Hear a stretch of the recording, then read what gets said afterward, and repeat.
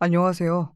얼마 전 속 시원하게 아내와 이혼하고 나름 복수까지 제대로 한 후 혼자가 된 40대 남성입니다.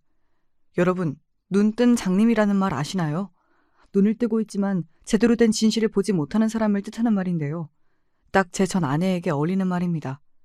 진짜 저야말로 아내가 원하는 돈도 많고 성격도 좋은 사람인데 아내는 이런 저를 눈앞에서 놓치더군요. 뭐 마지막엔 아내가 하도 싹싹 빌며 사정사정을 하길래 모든 걸 다 덮고 다시 한번 살아볼까도 생각했지만 그러기엔 제가 너무 아깝더라고요. 저는 돈도 많고 집도 있고 제 회사도 있고 아직 앞날이 창창한데 뭐가 모자라다고 또 제 인생을 아내라는 검은 잿더미 속으로 넣겠어요. 그래도 생각지도 못한 이혼이라 그런지 아직은 기분이 떨떠름하네요. 지금부터 제 아내가 얼마나 어리석었는지, 제가 아내 때문에 얼마나 고생을 했는지, 제가 복수를 위해 얼마나 많은 것을 참았는지 말씀드릴 테니 여러분들도 제 아내처럼 숲을 보지 못하고 나무만 보는 어리석은 행동은 절대 하지 마시길 바랍니다. 한 부분에만 집착하기보다 전체를 봐야 제대로 된 그림이 보이는 법이니까요. 먼저 저라는 사람에 대해 소개해 드릴게요. 저는 고등학교 때부터 사업을 했습니다. 유통사업을 하시던 아버지가 늘 사업하는 것을 봐와서 그런지 자연스럽게 돈이나 산업 흐름에 눈이 떠지더군요. 제가 제일 처음 도전했던 사업은 아버지께 1,000만 원을 빌려서 시작한 이동식 세차 서비스였어요. 제가 대표로 친구 2명을 고용해서 진행했었는데 고등학생 입장에선 꽤 쏠쏠한 용돈벌이가 되더군요. 아니, 용돈벌이 그 이상이었었죠. 월 300 이상의 적금이 가능할 정도였으니까요. 그렇게 제가 어릴 때부터 사업에 성공한 사람인 줄 알았습니다. 하지만 몇 년 만에 아주 큰 문제가 생겼습니다. 사업이 제대로 적자가 난 것이죠. 큰 돈을 벌고 싶어 무리하게 사업을 확장시키고 직원을 늘렸는데 다른 경쟁업체가 많이 생기면서 가격 경쟁에서도 확 밀려나 버렸어요. 결국 이미 일은 키워놨는데 감당이 안 돼서 아버지께 도움을 요청하며 사업을 접게 되었습니다. 어릴 때부터 사업에 성공해서 선생님과 친구들 모두 저를 부러워했었기에 저는 제가 이렇게 망했다는 사실을 인정할 수 없었습니다. 한때는 이 사업을 끝까지 지키지 못한 게 제 인생에서 최대의 실패라고 생각했어요. 하지만 이후 더 큰 규모의 사업을 진행하고 아내와의 일도 겪으면서 이 일은 정말 아무것도 아니었다는 걸 깨닫게 되었죠. 결국 사업은 망했지만 이 경험은 저에게 정말 큰 도움이 되었고 이후 성인이 되어 제가 원래 하고 싶었던 IT 네트워킹 서비스 사업을 시작했습니다. 확실히 온라인을 기반으로 중간에서 사람을 연결해주는 사업이다 보니 세차 사업과는 다르게 시스템만 잘 만들어두면 사람도 많이 모이고 시간 절약도 되더군요. 정말 뿌듯한 건 시간이 지나니까 제가 예상한 대로 아주 기분 좋은 소식이 들리기 시작했다는 거예요. 성과는 정말 상상 이상이었습니다. 제가 만들어둔 네트워킹 서비스를 이름만 들어도 알 법한 대기업들에서 찾기 시작하여 직원 수는 100명까지 늘게 되었죠. 덕분에 저는 아주 큰 돈을 벌 수 있었습니다. 매출을 간단하게 얘기하자면 연매출이 약 30억에서 잘 나갈 땐 50억까지도 되었습니다. 어느 정도인지 아시겠죠? 물론 국내 대기업의 매출에는 못 미치지만 그래도 개인이 이뤄낸 성과로는 대단하다고 생각해요. 저는 20대 초반부터 이 사업을 운영하며 10년 정도 대표직으로 있었습니다. 당연히 돈도 많이 모았고 이젠 또 다른 사업을 해보고 싶다는 생각이 들었는데 마침 대기업에서 정말 좋은 조건이 들어와 회사를 매각하게 되었습니다. 이후 몇 년 만에 저에겐 여유가 생겼고 저는 돈은 충분했기에 이제 정말 새로운 경험을 해보고 싶다는 생각이 들더군요. 그때 제 눈에 들어온 것이 남들 다 하는 회사 생활이었습니다. 예전부터 책에 관심이 많았어서 책 유통사업을 하는 회사에 들어가게 되었죠. 물론 대표로 근무하였던 이력은 일부러 기재하지 않았습니다. 어차피 회사에서 입사자의 배경조사를 한다곤 하는데 막상 입사하니 아무도 제가 대표였던 사실을 모르더군요. 저도 알리고 싶은 마음은 없었기에 그저 조용히 회사를 다녔습니다. 제가 직원으로 있으니 직원들의 마음이 더 이해가 가더군요. 회식 자리도 확실히 제가 대표일 때보다 편했습니다. 그런데 제가 오랫동안 대표로 있다 보니 직원들의 안일한 태도에 답답한 마음이 생기는 경우도 많았어요. 결국 저는 회사에서 개념 없는 한 직원과 크게 부딪히고 말았습니다. 진짜 일하기 싫다. 이 PPT 머리 좀 쓰면 1시간이면 끝나는데 그렇게 열심히 하면 너무 힘들잖아? 그냥 5시간 걸린다고 뻥치고 오늘 쉬엄쉬엄 해야지. 아니, 지금 회사 돈이라고 이런 식으로 일해도 되는 거예요? 진짜 개념이 없어도 한참 없으시네요. 당신 같은 사람 때문에 회사 성장이 더딘 거라고요.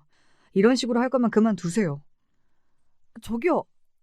뭔데 지적질이세요? 무슨 회사 사장님이라도 되세요? 진짜 어이가 없네. 안 그래도 회사 마음에 안 드는데 직장 동료가 무슨 대표 행세를 하냐고. 주제 파악 좀 하세요.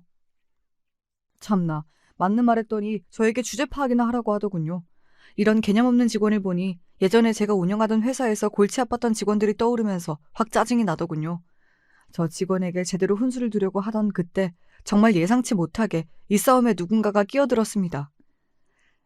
저기, 두 분 싸우지 마세요. 희선 씨, PPT 저한테 넘겨주세요. 제가 빠르게 완성할 테니까 오늘은 좀 쉬세요. 그동안 프로젝트 큰 거 하셔서 과부하가 오신 것 같아요. 네, 이 대화가 아내와 저의 첫 만남이었습니다. 그때 아내는 다른 사람들과 다르게 계산적이지도 않고 늘 먼저 동료들을 도와주는 평화롭고 순수한 사람이었어요. 딱 봐도 집이 잘 사는 것 같진 않았는데 몇 마디 해보니 돈 욕심도 전혀 없는 것 같더군요. 저는 늘 사업을 했어서 저와 다른 이 사람을 보니까 신기하기도 하고 수수한 그 모습이 너무 아름다웠어요. 결국 제가 아내에게 오랜 고민 끝에 고백을 했고 그렇게 저희는 사내 커플에서 어느덧 부부가 되었습니다. 그렇게 아내와 결혼을 하고 아파트를 구해서 신혼생활을 즐기고 있었는데 저에겐 한 가지 늘 아내에게 미안한 부분이 있었습니다. 바로 아직까지 저에 대해 솔직하게 다 얘기를 못했다는 점이었어요. 나쁜 건 아니지만 제가 회사 대표였던 사실과 돈을 많이 가지고 있다는 사실들을 말하지 못했습니다. 당연히 아내한테 말을 해야 되고 제가 뭘 말하든 아내의 태도가 갑자기 달라지진 않는다고 생각하곤 있었어요. 하지만 그동안 사업을 하면서 제가 대표라는 사실이나 돈이 많다는 사실이 알려지면 회사에 취업을 시켜달라거나 돈을 빌려달라는 등 무리한 부탁을 하는 경우를 너무 많이 봤어서 자연스럽게 아내에게도 제 상황을 숨기게 되었습니다. 하지만 안 좋은 소식도 아닌 만큼 언젠가 때가 되면 모든 걸 이야기해 주려고 생각했죠. 그때는 아내가 제가 처음 봤던 계산적이지 않고 순수한 모습을 평생 유지할 것이라고 생각했어요. 하지만 제 예상은 생각보다 빠르게 완전히 빗나갔습니다. 그 이유가 뭔 줄 아시나요? 참 얘기하면서도 어이가 없는데 바로 옆집 사장 때문이 아닐까 생각합니다. 저희가 아파트로 이사를 오고 몇 달 후 옆집에 새로운 부부가 이사를 왔습니다. 집이 가깝기도 하고 네 사람 다 술을 좋아해서 함께 술도 먹으며 친해지게 되었죠. 옆집에 사는 남자분은 가구 제조업을 운영하는 작은 중소기업 사장이었습니다. 직원은 5명 정도 되는 것 같았어요. 옆집에 사는 여자분은 동네 필라테스 가게를 운영하고 있다고 하더군요. 아내는 옆집 부부에게 태어나서 처음으로 사업에 대한 자세한 이야기를 들으며 늘 신기한 듯 여러 가지 질문을 해댔습니다. 그럴 때마다 제가 굉장히 거슬리는 부분이 있었어요. 바로 옆집 사장님의 태도였죠. 아내와 저에게 계속해서 직장을 다닐 것이 아니라 꼭 사업을 해야 한다고 권유하더군요. 뿐만 아니라 각종 부업이나 투자에 대한 근거 없는 얘기를 계속해서 떠들었습니다. 저는 딱 봐도 저 말이 말도 안 되는 말이고 허세라는 걸 알았기에 무시했는데 아내는 진심으로 옆집 사장이 하는 말을 다 믿고 있는 것 같았습니다. 아내는 옆집 사장을 굉장히 존경하는 것 같았어요. 그러더니 어느 날 아내가 저에게 이런 얘기를 하더군요. 이 소리를 듣고 저는 처음으로 아내가 순수한 것이 아니라 멍청한 것은 아닐까 생각했습니다. 여보, 우리도 옆집 사장님처럼 살아야 되는 거 아닐까? 사장님이 기업을 운영하고 계시는 대단한 사람이잖아. 근데 요즘 주식을 안 하면 못 살아남는데. 월급의 80% 이상을 주식에 넣어야 한다는데 우리도 적금 다 깨고 전부 주식에 넣을까? 무슨 그게 말도 안 되는 소리야. 옆집 사장님 주식으로 돈 얼마 벌지도 못하시니까 함부로 그런 말 다 믿고 그 사람 말 따를 생각하지도 마. 아휴, 내가 돈 욕심도 없는 당신이랑 무슨 이야기를 하겠어. 자기랑 살면 늘 이렇게 우리 형편이 제자리일 것 같네. 답답해. 정말 답답해. 참, 진짜 속이 터질 듯이 답답한 건 저였습니다. 옆집 사장님은 예전에 제가 사업할 때 운영했던 사업체보다 규모도 훨씬 작고 실제로 투자도 잘 못하는 사람이었어요. 근데 그 사람이 하는 이야기를 단지 기업의 대표라는 이유만으로 아내가 다 믿고 있었다니 제 입장에선 그저 놀라웠죠. 이 세상에 기업이 얼마나 많은데요. 길거리에 있는 음식점도 어떻게 보면 다 사업이잖아요. 대표라고 모두가 다 아내가 그렇게 우러러볼 만한 대표들은 아닌데. 하지만 저와 달리 늘 직장만 다녔던 아내가 세상 물정을 뭐 알겠어요. 옆집 사장이 대표라니까 아내는 모든 말을 다 따라야 된다고 생각하는 것 같았습니다. 사실 옆집 사장이 이상한 이야기를 해도 아내가 실행은 안 하겠지 해서 놔뒀었는데 어느 날 아내가 돌이킬 수 없는 사고를 쳤습니다. 여보, 큰일 났어. 내가 옆집 사장님이랑 요즘 자주 만나서 투자 이야기를 나눴는데 사장님이 곧 있으면 완전 오를 수밖에 없는 주식 종류를 나한테만 알려준다는 거야. 내가 그 말에 혹해서 사채업자에게 돈을 빌려서 주식 투자를 했는데 지금 계속 떨어지기만 하고 있어. 주식 오르면 당장 팔아서 사채 갚으려고 했는데 지금 몇 달째 모아둔 적금 깨서 이자를 갚다가 너무 힘들어서 당신한테 사실대로 이야기를 해. 여보, 미안한데 혹시 돈 있으면 나 돈 좀 빌려주면 안 될까? 자꾸 사채업자들이 연락해서 나 너무 무서워. 세상에. 주식을 한다고 사채를 쓰는 사람이 세상에 어딨나요? 이런 바보 같은 짓을 제 아내가 했을 줄은 몰랐습니다. 결국 저는 제가 가지고 있던 돈으로 사채업자들에게 돈을 갚아주었죠. 이후 아내에게 절대 옆집 사장과 둘이 만나지 말고 더 이상 이야기 듣지 말라고 신신당부했습니다. 아내도 알겠다고 하더군요. 이후로 옆집 부부와는 일부러 술자리를 가지지 않았습니다. 그런데 어느 날 옆집 부부에게서 정말 뜬금없는 소식이 들려왔습니다. 바로 옆집 부부가 이혼을 했다는 소식이었죠. 그리고 이 일은 나중에 저와 아내에게도 엄청난 타격을 가져왔죠. 사실 옆집 사장님의 부인이 마지막으로 짐을 챙겨 아파트를 떠나기 전 저희 집을 찾아왔습니다. 제가 깜짝 놀라 문을 열자 저에게 중요한 할 말이 있는 것처럼 보였어요. 하고 싶은 이야기가 있는지 물어보려고 하는데 아내가 옆으로 오자마자 말을 하다가 말더군요. 이내 아내가 떠나는 옆집 사장님 부인에게 마지막으로 주고 싶은 게 있다며 잠시 안방으로 들어가자 저에게 귓속말로 한마디를 하셨습니다. 제 남편과 아내분을 가까이 두지 마세요. 제 말 명심하셔야 할 거예요. 굉장히 뼈가 있는 싸늘한 경고처럼 들렸어요. 그러더니 저에게 자신의 폰번호가 적힌 메모지를 주고 가버리더군요. 분명 필요할 때가 있을 거라고 말했었는데 그때는 이 말이 뭘 의미하는지 잘 몰랐었어요. 당시에는 저도 옆집 사장님을 좋게 보고 있진 않았기 때문에 이 말에 동의는 했었는데 모든 일을 겪고 나서야 이 말의 숨겨진 뜻을 제대로 알 수 있었습니다. 이후 사장님의 아내분이 가자마자 아내는 태도가 돌변했습니다. 이런 모습들은 이미 제가 알던 예전의 아내가 아니었어요. 옆집 사장님 부인 진짜 별로야. 사장님이 요즘 자금 문제로 힘들어하는데 옆에서 돈 구할 생각도 없이 가만히 있었나 봐. 사장님 입장에서는 아무것도 모르고 도움도 안 되는 아내가 얼마나 답답했겠어. 이래서 돈이 중요한 거야. 결국 돈 때문에 싸우고 갈라진다니까?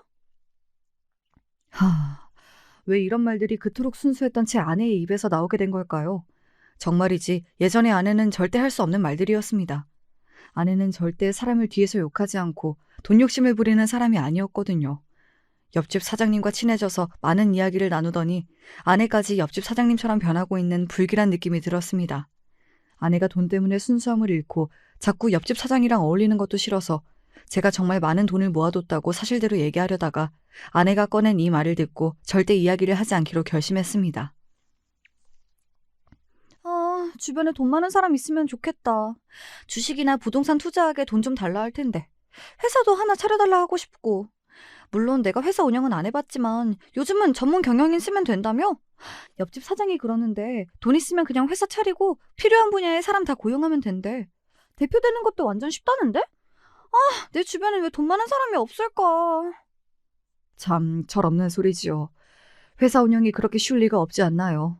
어느샌가부터 저에게 아내는 순수함이 아니라 그냥 사기치기 좋은 멍청한 사람이 되어가고 있었어요. 이후 아내를 제대로 공부시켜야겠다는 생각이 들어서 제가 회사 운영이나 투자에 대해 제대로 된 이야기를 해주었지만 아내는 제 말을 전혀 듣지 않았어요. 오히려 저를 완전히 무시했죠. 당신은 회사 운영도 안 해보고 돈도 많이 안 벌어봤잖아. 뭘 알겠어. 그러니까 매일 부정적인 소리만 하는 거겠지. 옆집 사장님 봐봐. 꿈도 크고 보는 시야도 넓잖아. 그러니까 돈 버는 방법이 쉽게 보이는 거지. 당신은 뭐만 하면 다 안 된대. 그럴 거면 그냥 말하지 마. 그래서 돈을 벌기나 하겠어? 아휴. 제가 회사 대표로 있었던 경력이 얼만데 아내에게 이런 말을 들으니까 어이가 없더군요. 이후에도 아내와 이 문제로 몇 번이나 다툼이 있었습니다. 아내가 옆집 사장님께 주식 투자와 사업 운영을 배운다면서 저녁에 집에 들어오지 않고 옆집에 계속 있었거든요. 처음에는 밥 먹은 후 2시간쯤 사장님과 대화를 하다 다시 집에 왔었어요. 좀 저러고 말겠지 싶었는데 이후에는 새벽까지 안 들어오더군요. 점점 제가 참을 수 있는 정도를 넘었다는 생각이 들어 화를 냈더니 열심히 일하고 사업 준비하는 사람한테 이게 무슨 태도냐고 적반하장으로 나왔습니다. 결국 저는 아내와 일주일에 3-4번 이상 이 문제로 싸우게 되었고 이미 충분한 제 자금 상황과 사업 경력에 아내에게 전부 이야기하려고 했어요. 이런 결심을 가지고 일찍 집에 들어온 날 아내의 입에서 정말 충격적인 단어를 듣게 되었습니다.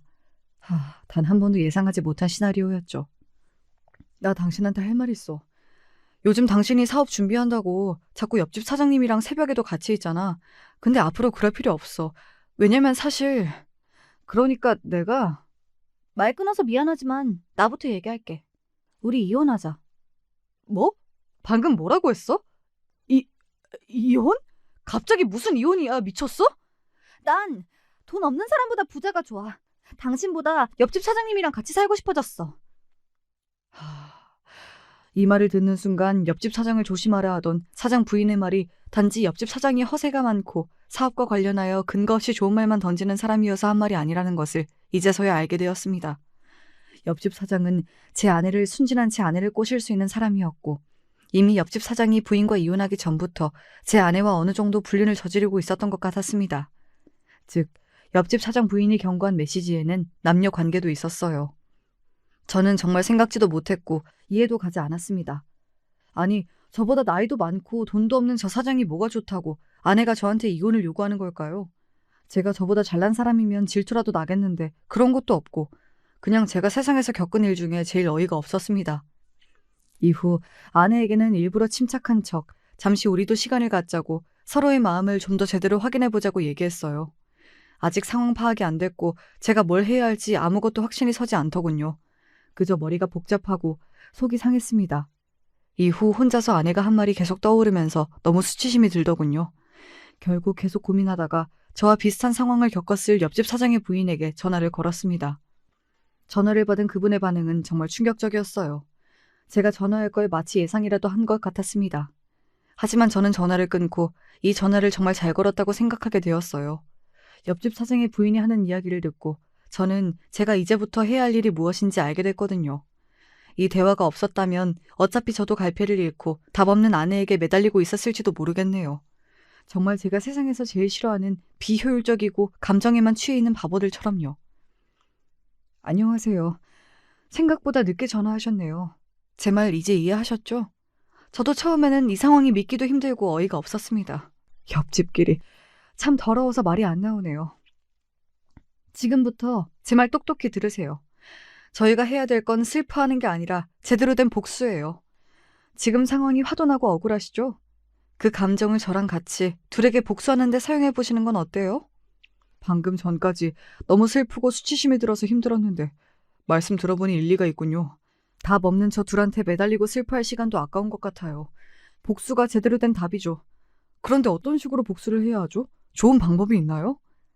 네, 당연히 있죠. 지금부터 해야 할 일을 알려드릴게요.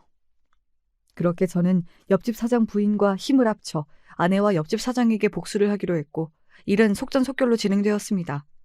알고 보니 옆집 사장이 아내를 꼬드겨 불법으로 사업 자금을 횡령하고 있더군요.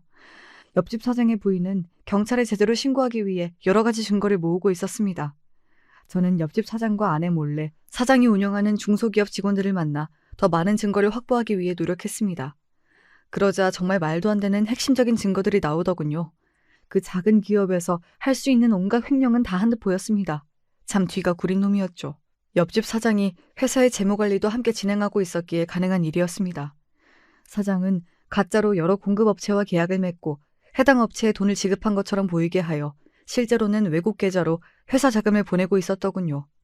또한 있지도 않은 가짜 직원을 고용한 것처럼 꾸며 급여를 빼돌렸고 심지어 공급 자재의 원가를 부풀려서 그 차이까지 빼돌리고 있었습니다. 이 사실은 제가 옆집 사장 부인이 준 다양한 회사 자료를 바탕으로 직원 한 명 한 명과 깊이 대화를 하면서 알게 되었어요. 그렇게 옆집 사장이 사업 자금을 횡령한 증거를 모두 모아 경찰에 넘겨버렸습니다. 그러자 다음 날 아내가 기겁할 만한 일이 발생했습니다. 바로 경찰이 수색영장을 들고 아내와 사장이 있는 집을 급습한 것입니다.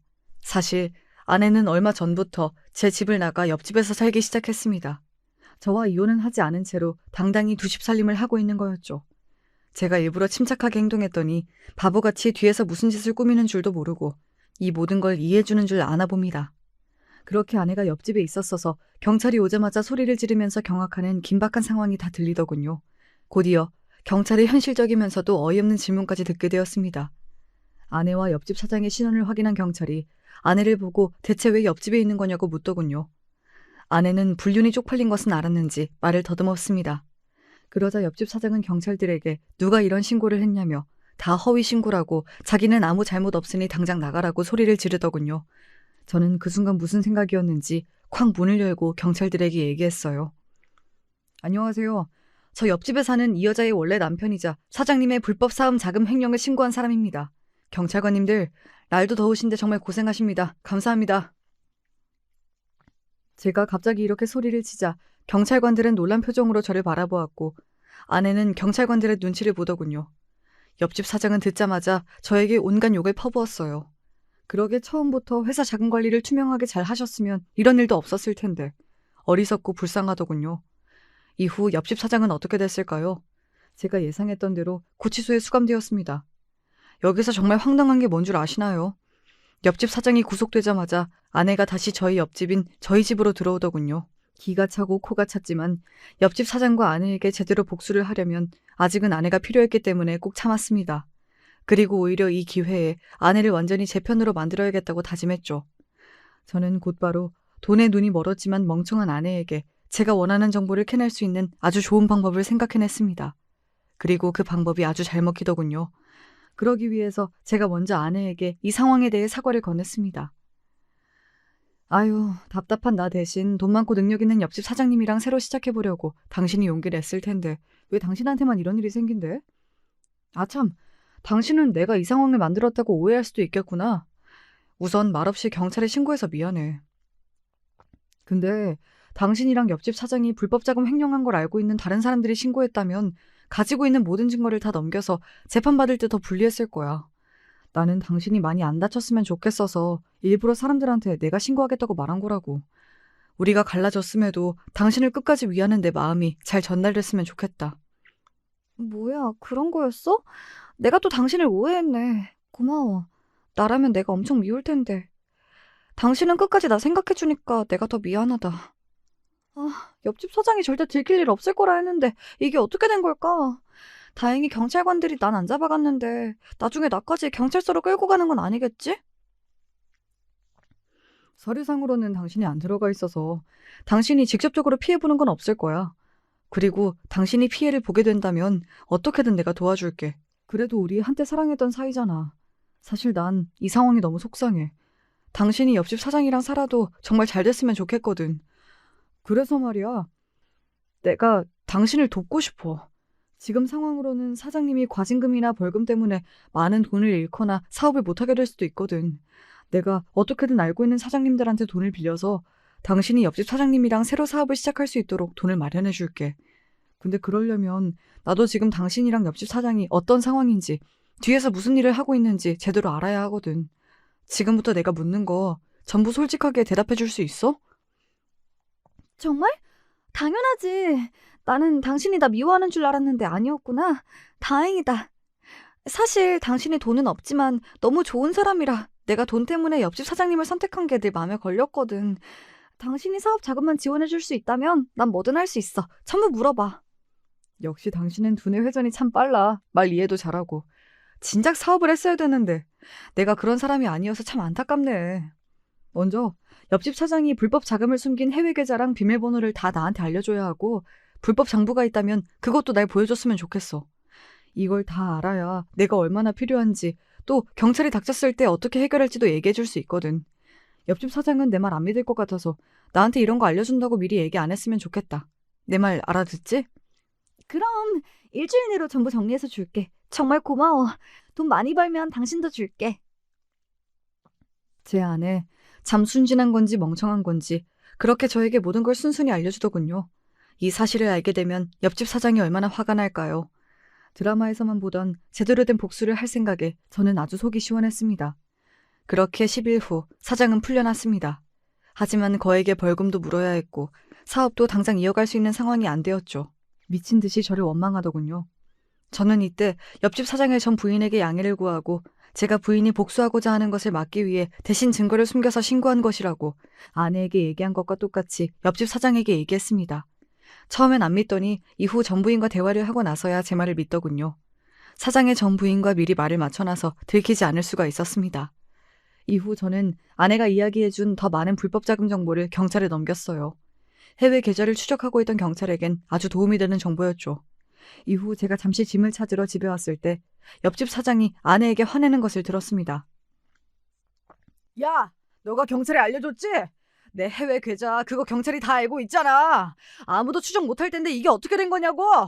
너 말고 정보 알고 있는 사람도 없단 말이야. 멍청한 년. 너 만나고 나서부터 되는 일이 없어. 와, 멀리서 들어도 겁에 질릴 정도로 욕설을 섞어가며 소리를 지르더군요. 옆집 사장의 본 모습인 것 같았습니다. 제 아내는 왜 골라도 하필 저런 놈을 골랐을까요? 대표로서도 남자로서도 그냥 사람으로서도 너무 별로였습니다. 이후 더 큰 소리들이 들렸어요. 물건을 바닥으로 던지고 있는 건지 물건들이 깨지는 소리가 들리더군요. 남자인 저도 겁을 먹을 정도였는데 이상하게 아내의 비명소리도 들리지 않았습니다. 제 추측으로는 저 사람이 저런 모습을 한두 번 보인 게 아니어서 아내가 익숙해진 게 아닐까 생각이 들더군요. 아내에게 더 이상 사랑의 감정은 당연히 없었고 사람 대 사람으로서 말려야 하는 건 아닐까 생각을 할 정도로 심각했습니다.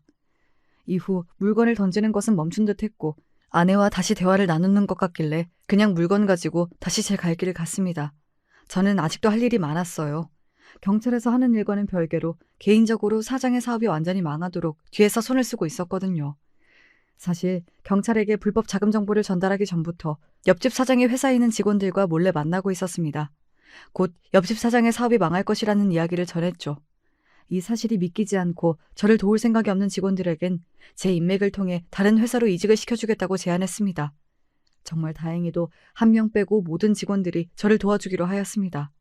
제가 어떻게든 다시 사업이 진행될 것이라고 이야기하기도 했고요.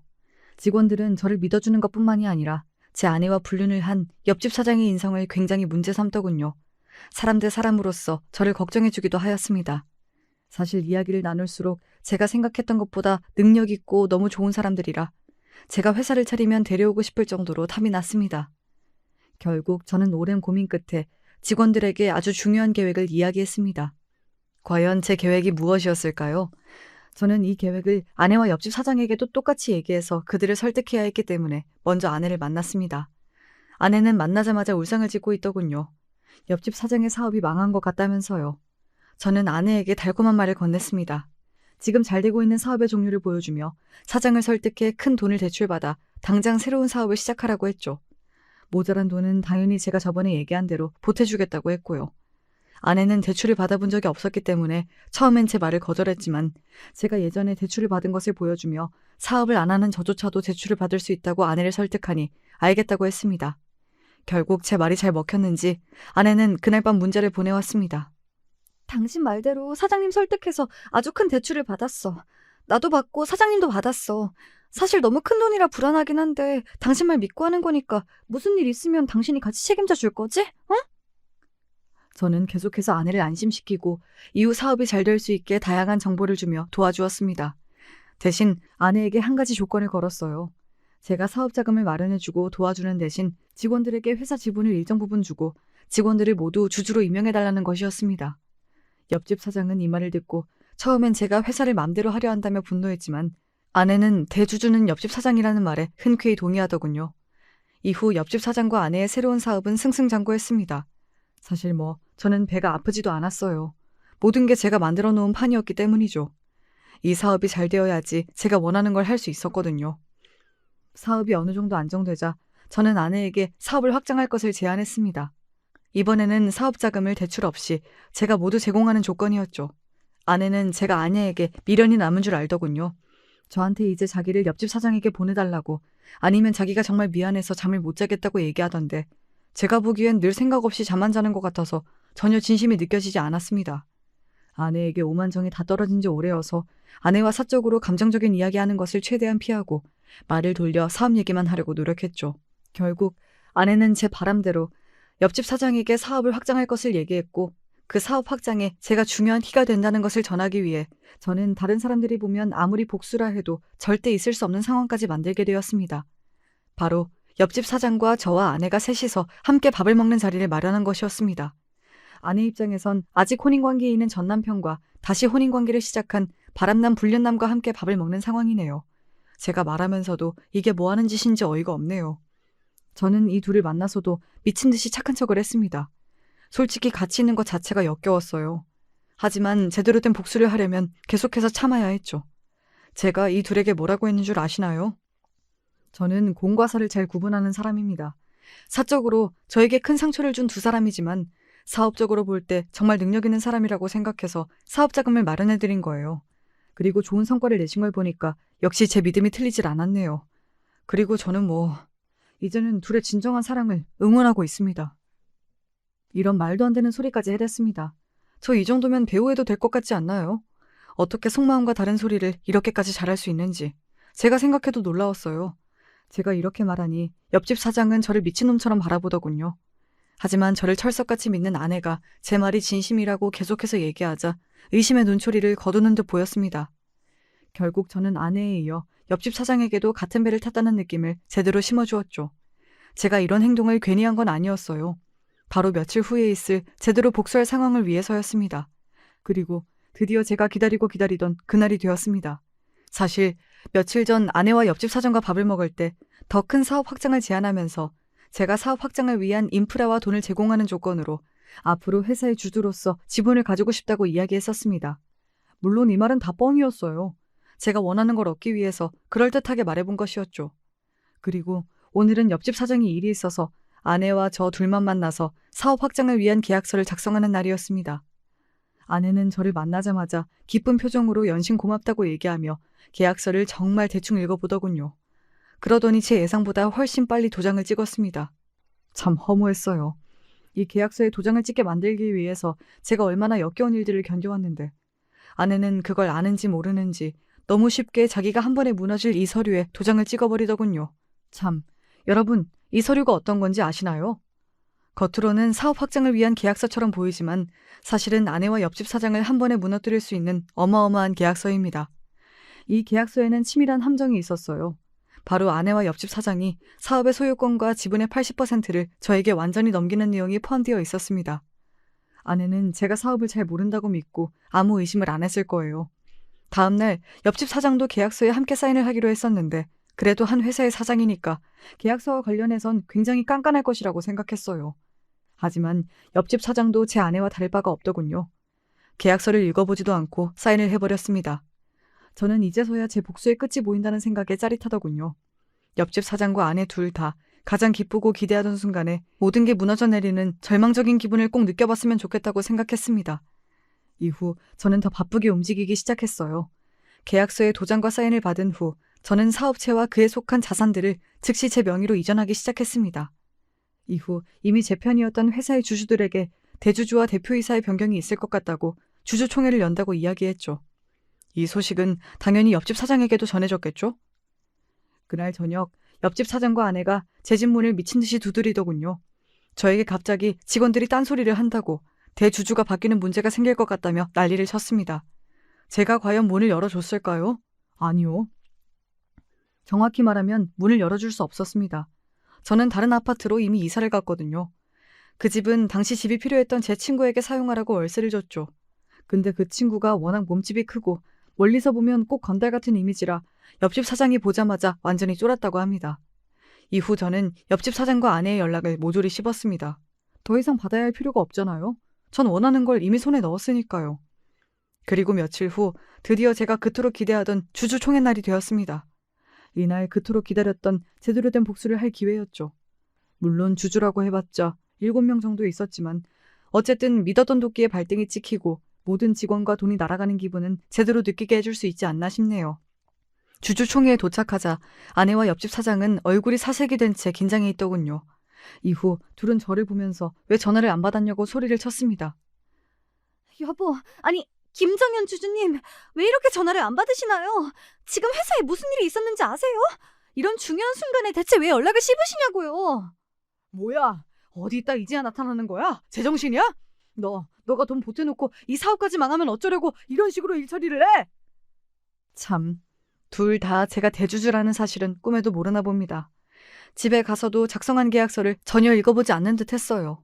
한마디로 사장이 될 자격이 없는 사람들인 거죠. 둘이 저한테 친 그 호통이 저에게 할 수 있는 마지막 호통이었다고 저는 생각합니다. 곧 제가 대주주로 소개가 되었거든요. 이 소리를 듣자마자 아내와 옆집 사장은 굉장히 놀란 듯 했습니다. 아내는 전혀 상황 파악이 안 되는 눈치였고요. 눈앞에서 회사를 빼앗긴 건데 그것도 모를 정도로 머리가 안 돌아가나 보더군요. 옆집 사장은 이 상황이 너무 억울하고 분한지 그 자리에서 소리를 쳤습니다. 뭐야? 왜 당신이 대주주가 된 거야? 그럴 리가 없잖아. 이게 어떻게 된 거냐고? 아직도 상황 파악이 안 돼? 당신이랑 내 전 아내가 이미 이 서류에 사인했잖아. 여기 적혀 있는 거 보여? 사업의 소유권과 지분의 80%를 나에게 넘긴다. 대신 사업 자금을 받는다. 그리고 직원들도 이미 다 동의했고. 그리고 혹시나 몰라서 하는 말인데 사업 자금은 한 달 안에 갚는다. 이 조항 잊지 말고. 여보, 그런 내용은 없었잖아. 당신이 이 서류는 사업 확장을 위한 계약서라고 했었잖아. 이런 바보같이 멍청한 여편네야. 너가 다 읽어봤다고 사인하라 해서 나도 사인한 거잖아. 이제 어떻게 할 거야? 내가 힘들게 이룬 회사가 다 저놈한테 넘어가게 생겼다고. 네가 다 책임져. 내 돈 내놔. 탐욕의 화를 부른다더니 처음부터 멍청한 나는 사업에 발을 안 들일 걸 그랬어. 여보, 혹시 나한테 복수하려고 했던 거야? 제발 이러지 마. 나랑 옆집 사장 잘 되게 도와준다며. 그렇게 저를 보고 울부짖고 아내와 미친 듯이 싸우는 옆집 사장을 뒤로하고 저는 당당히 주주총회를 나왔습니다. 이후 저는 다시 회사의 대표이사가 되었고 회사 사람들은 아내와 옆집 사장의 불륜 소식을 알아서인지 직원 이상으로 옆에서 저를 더 많이 신경 써 주었습니다. 저는 직원들을 위해서라도 이 회사를 제대로 키워봐야겠다고 생각했죠. 아내는 잃었지만 대신 회사와 직원들을 얻었다고 볼 수도 있겠네요. 이후 옆집 사장과 아내는 어떻게 됐을까요? 당연히 해고했습니다. 사실 제가 이 회사의 대주주로 임명되지 않았더라도 이미 둘은 직원들에게 해고를 당했을 것 같아요. 왜냐하면 제가 직원들이랑 계속 연락을 하고 있어서 이 소식을 알게 되었는데 둘이 회사를 운영하던 그 짧은 시간 동안에도 불법으로 횡령을 하고 있었더라고요. 직원들은 저에게 증거를 모아두고 싶다고 조언을 구했습니다. 저는 서류를 복사해두고 USB 증거자료도 모조리 복사해두고 회의할 때 등은 꼭 녹취록을 켜두라고 얘기해줬습니다. 직원들은 저에게 정말 고마워하더군요. 늘 얼른 제가 대주주가 되어 회사의 대표이사로 왔으면 좋겠다고 얘기했습니다. 참 옆집 사장은 개벌은 남 못 준다더니 어떤 회사에서든 평생 횡령이나 하며 거지처럼 살 모양입니다. 이후 회사 사람들을 통해 전 아내의 소식도 들었습니다. 안타깝고 씁쓸한 소식이더군요. 회사와 재산을 모두 잃고 알코올 중독에 빠져 살던 옆집 사장이 결국 아내를 수차례 폭행했다고 하네요. 이후 참다 못한 아내가 경찰에 옆집 사장을 신고했다고 합니다. 이후 제가 분실 사건으로 경찰서에 간 적이 있었는데 아내가 저를 찾았다고 얘기해 주더군요. 저기요, 어떤 식으로 폭행을 했는지 말씀을 해 주셔야 저희가 조사를 하죠. 저 사람이 폭행 사실을 자세히 얘기하면 저를 가만히 두지 않을 거라고 얘기했어요. 제가 그동안 일했던 월급도 아직 못 받았는데 돈도 안 줄 것 같단 말이에요. 저 그냥 제 전남편이 너무 보고 싶어요. 경찰관님도 제 전남편 아시죠? 저번에 옆집에서 제 원래 남편이 튀어나왔었잖아요. 옆집 사장을 만나면서 양심이 없어지더니 쪽팔림도 없어졌나 봅니다. 어떻게 저 앞에서 다시 제가 보고 싶다는 말을 꺼낼 수 있었을까요? 이 정도면 제 아내는 그동안 얼마나 저를 호구로 한 걸까요? 이후 옆집 사장은 실형을 받았다고 합니다. 아내의 몸에 멍이 들 정도로 폭행 증거가 심각해서 도저히 실형이 안 나올 수 없는 정도였다네요. 이후 둘의 관계는 제대로 막을 내렸다고 들었습니다. 제가 이 소식을 들은 후에 회사 직원들의 선물을 사기 위해 백화점에 들른 적이 있었습니다. 그동안 직원들이 정말 열심히 해줘서 명품을 하나씩 사주려고 하던 참이었어요. 그런데 그 순간 익숙한 얼굴이 보이더군요. 바로 다시는 못 볼 줄 알았던 아내를 백화점에서 만난 것이었습니다. 아내의 몰골은 예전에 제가 반했던 그 모습이 아니었어요. 초췌하기 짝이 없었죠. 제가 명품을 살 동안 백화점에서 청소일을 하고 있더군요. 그냥 지나치려 했는데 아내가 깜짝 놀라며 저를 불렀습니다. 손에 있는 거 뭐야? 명품이야? 요즘 내 회사, 아니 당신 회사가 그렇게 잘 되나 봐? 당신 명품 같은 것도 돈 무서워서 못 사는 줄 알았는데 세상에 이걸 10개씩이나? 와... 참, 명품 사는 제 모습이 낯설었던 모양이에요. 그러자 저는 아내가 더 깜짝 놀랄 만한 것을 보여주었습니다. 백화점에서 일하는 아내는 이걸 바로 알아보더군요. 바로 일정 금액 이상 쓴 사람만 가질 수 있는 백화점 VIP 등급 카드였습니다. 아내는 이 카드는 VIP 등급 카드의 옛날 버전이라면서 대체 어떻게 이 카드를 갖고 있냐고 묻더군요. 저는 더 이상 아내에게 단 하나의 온정도 베풀 생각이 없었기 때문에 처음이자 마지막으로 사실을 얘기해 주었습니다. 내가 이 카드를 가지고 있을 수 있는 건 처음 당신을 만나기 전부터 이 카드를 쓸 만큼 돈을 잘 벌었기 때문이지. 몰랐나 본데 난 당신이 들으면 알만한 IT 서비스 기업의 대표이사였고 이미 평생 살 수 있을 정도로 많은 돈이 있어. 당신이 날 배신하고 간 그 옆집 사장과는 비교도 안 될 만큼 큰 회사와 많은 돈이지. 뭐? 그게 정말이야? 그럼 내가 다니던 회사는 애초에 왜 들어온 거야? 회사를 원하는 금액에 매각하고 새로운 일을 해보고 싶더라고. 잠시 동안 부담 없이 회사에 다녀보고 싶기도 해서 직원으로 들어가게 됐지. 하지만 난 늘 새로운 사업을 하려고 했고 어떤 걸 할지 구상 중이었어. 사업을 시작하면 당신을 사장 자리에 꼭 앉혀주고 싶었는데 당신이 그 복을 뻥 차버렸잖아. 그치? 참 아쉽네. 옆집 사장이랑 돈 때문에 바람만 안 났어도 지금 당신 여기서 이러고 있지 않을 텐데. 뭐? 그게 정말이야? 돈이 있었으면 진작 이야기를 하지. 그럼 이런 일도 애초에 없었을 거 아니야. 여보, 나 그동안 참 어리석었다, 그치? 사실 내가 많이 반성하고 있었는데 당신한테 늘 미안해서 연락을 할까 말까 망설였거든. 이왕 만났으니까 염치 없어도 이 말을 꼭 해야 할 것 같아. 있잖아. 나 한 번만 용서해주면 안 될까? 내가 너무 어리석었어. 당신같이 돈 많고 뛰어난 능력을 가진 착한 사람을 못 알아보고 폭력적이고 불법이나 저지르는 늙은 옆집 사장이랑 바람이 나다니 내가 잠시 돌았었나 봐. 여보, 사실 그동안 당신도 나 속인 거잖아. 내가 그거 다 용서해 줄 테니까 다시 나랑 잘해보면 안 될까? 자기 주제도 모르고 저한테 무슨 소리를 하는 건지 참 어이가 없더군요. 결국 저는 아내가 더 이상 미련을 못 가지도록 깔끔하게 한마디 했습니다. 참나, 영화를 얼마나 많이 본 거야? 너가 나 같으면 너랑 다시 만나겠냐? 꿈 깨. 이후 아내의 표정을 봤는데 정말 충격을 받아서 아무 말도 못하고 있더군요. 뭐 자기가 저지른 일이니까 대가를 치러야죠. 마지막으로 아내에게 10만 원을 쥐어주고 나왔습니다. 제가 베풀 수 있는 마지막 온정이었던 것 같네요. 이렇게 보면 사업보다 결혼이 더 힘든 것 같아요. 저는 결혼도 사업처럼 잘 풀릴 줄 알았는데 사업을 잘하고 돈을 잘 벌어도 결혼까지 성공하는 건 아니더라고요. 지금도 제가 어떻게 했어야 결혼이 성공할 수 있었는지 아무리 생각해도 모르겠습니다. 그리고 이번 일로 같은 아파트에 살더라도 남녀 관계는 정말 모르는 일이니 앞으로는 주위 사람들과 적당한 선을 유지해야겠다는 생각도 들었습니다. 영화에서도 보면 옆집, 앞집, 이웃집에서 불륜을 하는 경우가 많잖아요. 그런데 뭐 그게 제 일이 될 줄 알았겠습니까? 정말 어쩌다가 옆집 잘못 만나서 별의별 생고생을 다 했네요. 근데 또 생각해보면 모든 게 다 옆집 탓은 아닌 것 같아요. 제 전 아내는 옆집 사장이 아니라 다른 사람을 만났더라도 또 돈이나 다른 거에 혹해서 바람을 폈을 것 같거든요. 그냥 빠르게 멍청하고 어리석은 사람 걸은 거라고 생각하려고 합니다. 그동안 너무 많은 일들이 있었는데 앞으로는 사업에 집중하면서 더 저를 위해서 살아보려고 합니다. 이야기 들어주셔서 감사해요. 그럼 여러분도 좋은 하루 되세요.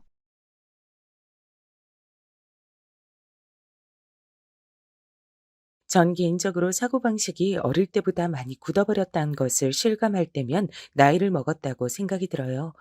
어렸을 적엔 뭘 배워도 빨리 배웠고 새로운 것을 곧잘 눈에 담았고 상상력도 제법 풍부했었는데 나이가 들면 들수록 그런 부분들이 느려지기도 하고 때로는 편협해지는 듯 싶기도 하네요. 만약에 지금보다 더 어리고 젊은 나이에 이런 사연을 쓸 기회가 주어졌다면 설레는 마음으로 이런저런 문장들을 궁리해 봤을 것이란 생각도 들고요. 나름의 노력을 다해서 제가 겪은 이야기를 사연에 빠지다 풀어볼게요. 제가 초등학교 때 친정 아버지께서 암에 걸리셨다는 사실을 알았어요. 암이란 걸 당시에 전 어떻게 알고 있었는가 하면 그냥 암에 걸리면 죽는 거다 이런 식으로만 어렴풋이 알고 있었습니다. 무서운 거라고만 그렇게 여겼는데 다름 아닌 제 친정 아버지께서 암 환자라는 걸 알게 됐을 때 태어나서 처음으로 무력감을 맛봤던 것 같아요. 머릿속엔 온통 그럼 어떡하지 이런 생각밖에 안 들었고 무섭단 기분만 들어차 있었습니다. 늘 듬직하고 든든하던 친정아버지께서 약한 모습을 보이시며 고개를 떨구셨을 때 제 심장도 같이 바닥으로 떨어졌어요. 친정 부모님의 대화를 몰래 엿듣고 있던 저에게 한 줄기 희망의 빛을 내려준 것은 친정 엄마셨습니다. 굳건한 태도로 아버지를 다독이며 격려하시는 그 모습에 전 암이라는 무서운 것 안에서 자그마한 희망을 찾을 수 있었죠. 그 희망이란 것을 꼭 붙은 채로 지냈어요. 아버지께선 괴롭고 고통스러운 치료를 받으시기 위해 병원을 오래 들락날락 하셨죠. 제가 할 수 있는 것이 고작 마음을 담은 편지를 쓰는 것밖에 없다는 점이 어린 저를 무력하게 만들었습니다. 그게 우울이란 것조차 알지 못한 채로 우울했습니다. 대체로 저는 집에서 혼자였어요. 만들어진 반찬을 찾아다가 밥을 알아서 챙겨 먹었죠. 알아서 학교를 가고 친구들을 사귀고 놀고 숙제라고 씻고 잘 준비를 했습니다. 밤에 혼자 잠이 들 때면 무서웠어요. 어린 마음에 아무도 없고 조용하기만 한 깊은 밤중의 집은 귀신의 집처럼 느껴졌었거든요. 그래서 소원을 담은 종이학을 접고 또 접다가 지독한 수마가 덮쳐와서 스르르 잠에 드는 것을 택하곤 했습니다. 그럼에도 친정 아버지께서 아직 꿋꿋하게 버티고 계신다는 것, 친정 엄마께서 절 기특하다 칭찬해 주시는 것, 그런 것에 충족감을 느끼면서 이런 생활이 아주 오래 지속돼도 좋으니까 두 분 다 떠나지 않고 저의 곁에 계셔 주시기만을 바랬습니다. 제가 천마리의 종이학을 접었던 덕분이었던지 그래서 그 소원이 이루어졌던 것인지 모르겠으나 아무튼 친정 아버지께선 저희 초등학교 졸업식에 참석을 하셨어요. 멀쩡히 당신의 두 발로 서서 환하게 웃으시며 제법 평탄한 일상으로 돌아오신 채 말입니다. 지난 3년간 울고 웃으면서 정말 힘들고 정신없는 나날이었는데 지금 이렇게 멀쩡하게 우리 은정이 초등학교 졸업식도 보고 직접 꽃다발도 안겨주면서 기념사진도 남기고 있단 게 정말 꿈만 같다, 은정아. 졸업 축하한다. 중학교 가선 우리 딸 더 열심히 하기야. 다른 친구들은 엄마만 온 집들이 많은데 전 엄마도 있고 아버지도 있으니까 오늘 제가 진짜로 주인공이 된 것 같아요. 너무 좋아요. 중학교 가면 최고로 공부 열심히 할 거예요. 정말이야. 우리 딸은 누굴 닮아서 이렇게 영특하고 착한 건지 몰라. 은정아, 이제 난 여한이 없을 정도다.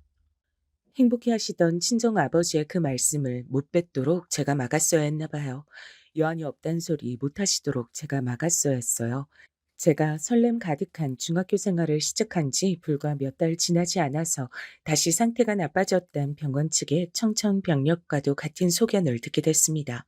아버지께선 크게 절망하셨고 엄마께선 꼿꼿하게 괜찮아, 이겨낼 수 있어 이런 말씀만 반복해서 하셨어요.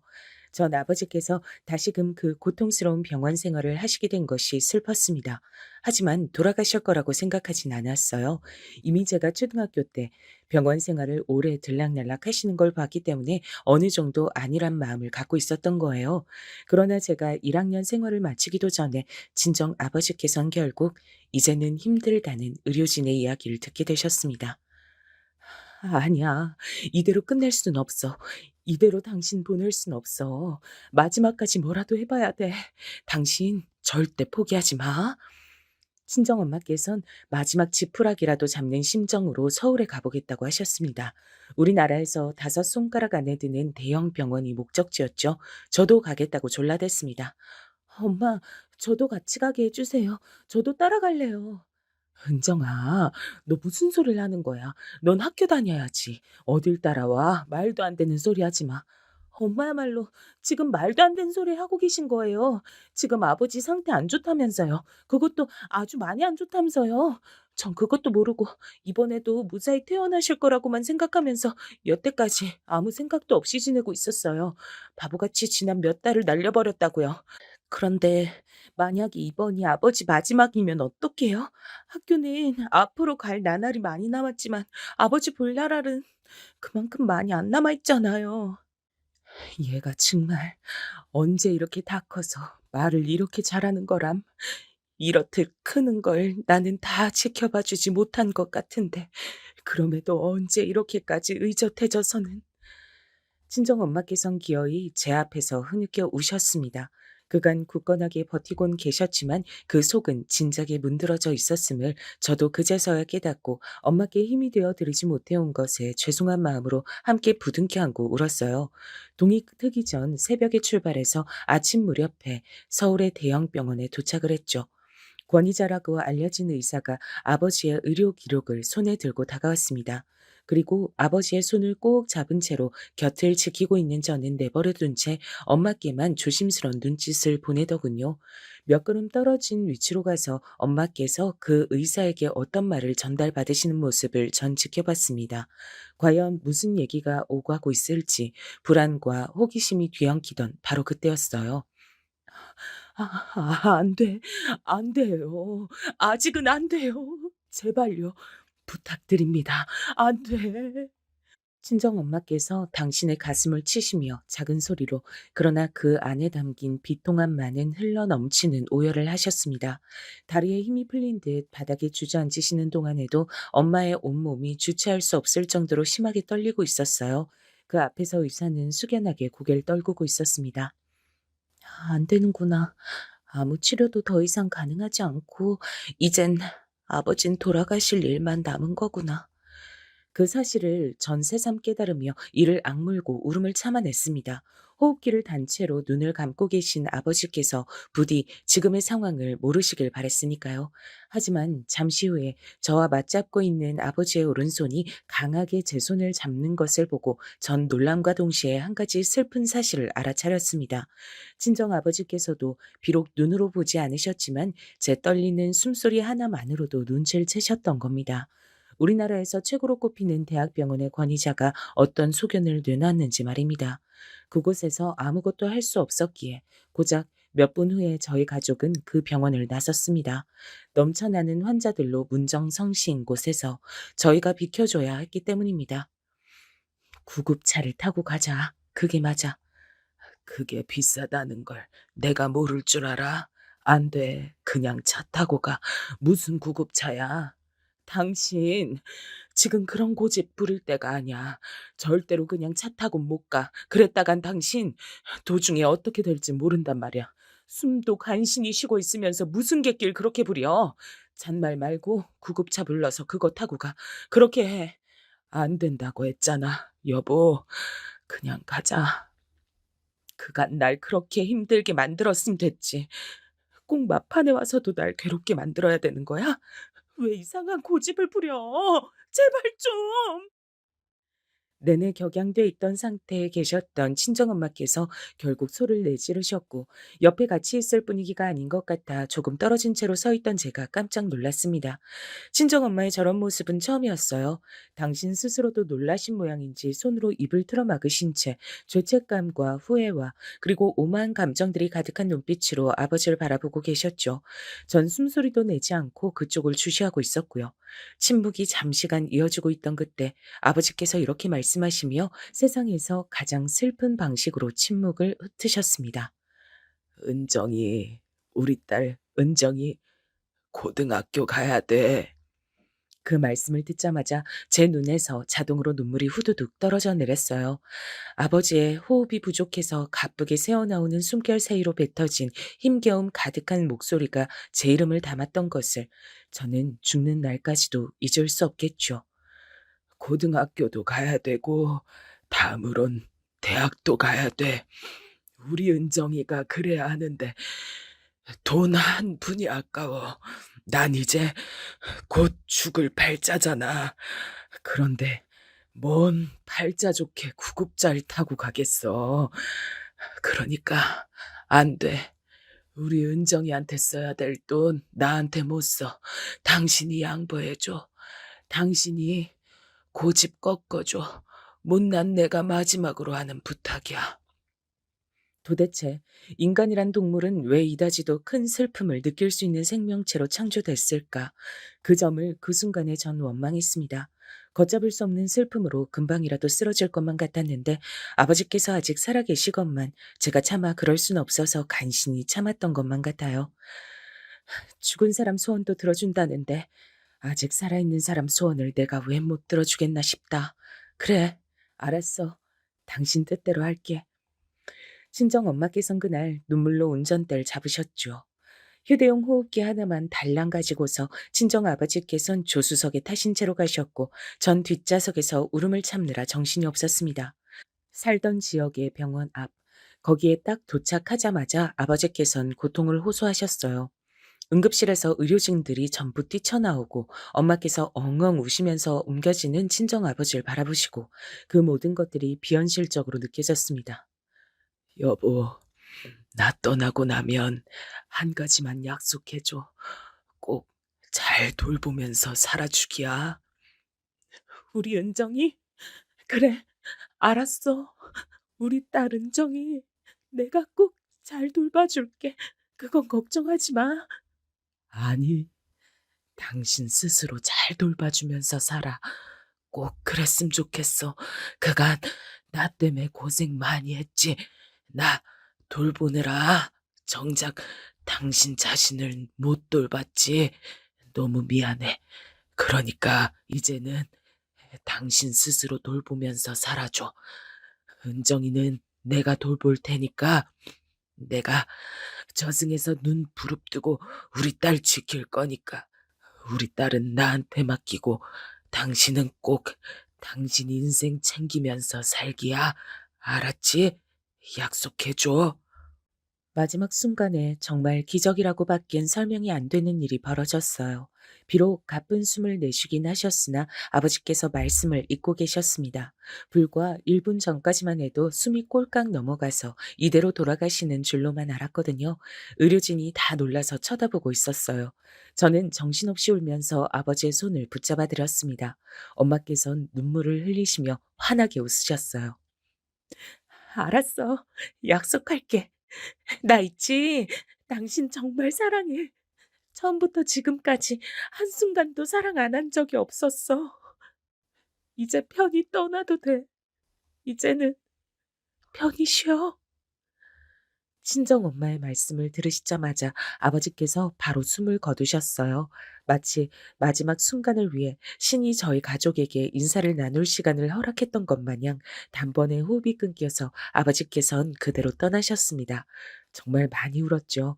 하지만 절 끝까지 생각해 주시고 사랑해 주신 아버지의 따스한 마음이 제 안에 남아 있어서 마냥 괴롭지만은 않았습니다. 그리고 저에겐 엄마께서 계셨으니까요. 몇 달이 지나고 나서야 엄마와 깊은 대화를 나누다가 알게 된 사실인데 서울의 대학병원에서 의사에게 들으셨던 정확한 말은 환자분은 지금 당장 돌아가셔도 이상하지 않을 상태였다고 합니다. 구급차도 아니고 일반 차를 타고 무사히 사는 곳 지역까지 돌아온 것부터가 기적이었던 거예요. 그리고 친정엄마께서 마지막에 환하게 웃으셨던 것은 아버지께서 인생의 마지막 순간에 보시는 모습이 당신의 웃는 얼굴이었으면 좋겠단 마음으로 그러신 것이라고 했어요. 전 중학교 2학년이었고 광란의 사춘기를 맞이해서 멋대로 엇나가는 친구들이 학교에 제법 많았습니다. 가출하는 친구도 있었고 부모님과 절연할 기세로 싸워서 집안이 개판 상태인 친구들도 몇 했죠. 모든 집이 화목한 게 아니며 또 모든 부모가 자식을 위하며 사는 게 아니란 것을 그때 알았습니다. 비록 아버지께서 가슴 아프게 제 곁을 영영 떠나셨다고 하더라도 전 행복한 아이니까 제 인생을 소중하게 여기며 살아가야겠다는 생각이 들었어요. 절대 엇나가지 않을 것을 저 스스로에게 다짐했습니다. 저희 집의 형편은 썩 좋지 못했어요. 정확히 사정이 어떤 정도인지 저희 엄마께서 저에게 알려주지 않으셨고 저도 대놓고 여쭤볼 엄두가 안 나서 몰랐다가 고등학교에 올라가면서 알게 됐습니다. 그 시점에 빚이 약 3천만 원 정도가 있었어요. 엄마께서 지난 2년간 부지런히 일을 하셨으니 원래는 빚의 금액이 더 컸다는 것을 쉬이 짐작할 수 있었습니다. 몸이 아프면 그것으로 끝이 아니라 여러모로 힘들어지는 거구나. 금전적인 부분도 무시할 수 없는 거구나. 난 아버지가 편찮으신 것만 생각하느라 돈이 나가는 것을 생각해 본 적이 없었어. 너무나도 당연한 거였는데 내가 그런 걸 고려를 못 해봤네. 그동안 엄마가 많이 애를 쓰면서 사셨던 거야. 제가 너무 그간 생각하는 게 짧았던 것 같아서 엄마께 죄송스러웠습니다. 하지만 엄마께선 절 향해 결코 죄책감 같은 걸 갖지 말라고 하시며 기운 넘치는 웃음을 지어주셨어요. 나는 하루하루를 행복하게 살 거야. 그걸로 족하는 게 내 인생인데 그까지 빚 갚는 게 뭐 힘들고 어렵다고 그러겠니? 은정아, 난 있지? 비록 빚 갚느라 거의 다 써버릴지언정 일 다니면서 돈 버는 것도 감사하고 이렇게 사랑하는 딸과 함께 시간 보낼 수 있음에 감사하단다. 이 세상에 감사하지 못할 일이 없어. 엄만 그러면 제가 공부를 못하는 것도 감사할 일이라고 생각하세요? 감동이 차오르자 전 괜스레 장난스러운 질문으로 분위기를 옮겨갔었죠. 그러자 친정 엄마께서 맞장구를 쳐주셨습니다. 어이쿠, 글쎄, 그건 감사하기엔 애매하다고 해둘까? 우리 딸, 건강하기만 해라. 공부 잘하는 건 바라지도 않아. 그런 건 애저녁에 포기했어. 아, 엄마, 포기하신 건 너무하잖아요. 장난스레 티격태격했지만 제가 공부를 썩 못하는 건 진짜였습니다. 제가 간신히 꽤 이름 있는 인문계 고등학교에 진학을 하긴 했는데 공부머리가 부족했어요. 제 스스로의 깜냥을 알았다고나 할까요? 서울의 명문대에 떡하니 들어갈 수만 있다면 얼마나 좋을까 이런 생각을 하며 아쉬워졌습니다. 엄마, 저는 좀 이상한 것 같아요.